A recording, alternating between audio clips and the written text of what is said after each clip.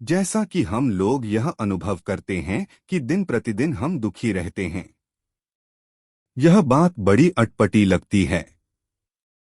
वास्तव में सुख की परिभाषा यह है कि सुख वह शांति है जो कभी खत्म न हो। जो भी क्षणिक सुख या दुख मिलता है यह सब बेकार है। कुल मिलाकर हम अपने दुखों से शीघ्र निजात पाना चाहते हैं। उदाहरण के लिए किसी का बेटा आईएएस बनता है तो पिता को सुख का एहसास होता है, लेकिन वही बेटा यदि दुर्घटनावश मर जाए तो उसी क्षण दुख प्रारंभ हो जाता है।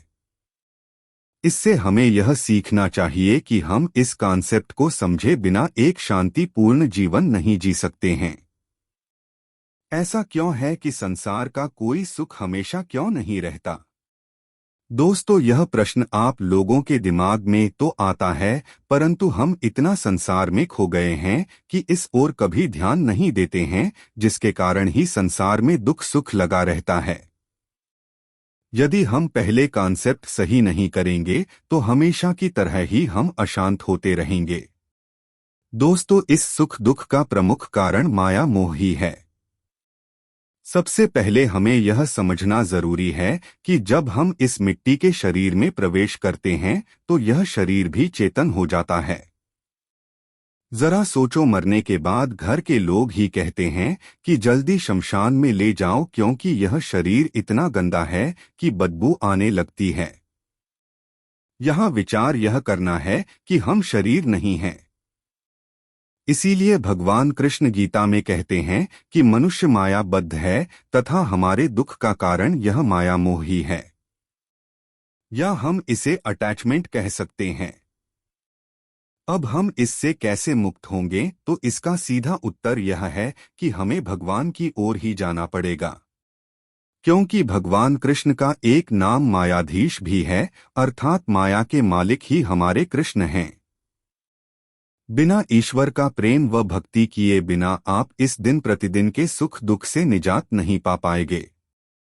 वास्तव में यदि हम परमानेंट सुख व शांति चाहते हैं तो सबसे पहले हमें अपने क्रोध को नियंत्रण करना पड़ेगा। जरा ध्यान दो, जब हम माँ के गर्भ में थे तो भगवान से हमने यह वादा किया था कि मुझे यहाँ से निकालो और मैं आपकी भक्ति करूँगा। लेकिन संसार में आने पर हमने करोड़ों बार अलग अलग माँ बाप बनाए और इसी माया मोह में फंसते चले गए। दोस्तों, इन सभी चीजों से निजात पाने का तरीका केवल पूजा पाठ नहीं है। आपके एक महीने अपने मन को कुछ मत सोचने दो और बार बार प्रयास करके इसे केवल ईश्वर के क्षेत्र में ही लगाएं। शुरू में ऐसा करने में कठिनाई होगी। वैसे भी हमने जब चलना सीखा तो बहुत प्रयास करना पड़ा और हजारों बार बचपन में गिरे। ऐसे ही ईश्वरीय क्षेत्र परम शांति की क्षेत्र है। बार बार प्रयास करने से ही यह संभव होगा। कई बार मन इधर उधर जाएगा, लेकिन अभ्यास से ही आप पाएंगे कि आपके दुख धीरे धीरे कम होने लगे हैं। तुलसीदास जी के ये शब्द याद रखो कि बिना भगवान की इच्छा के पत्ता भी नहीं हिलता है, तो फिर अपनी बुद्धि मत लगाओ।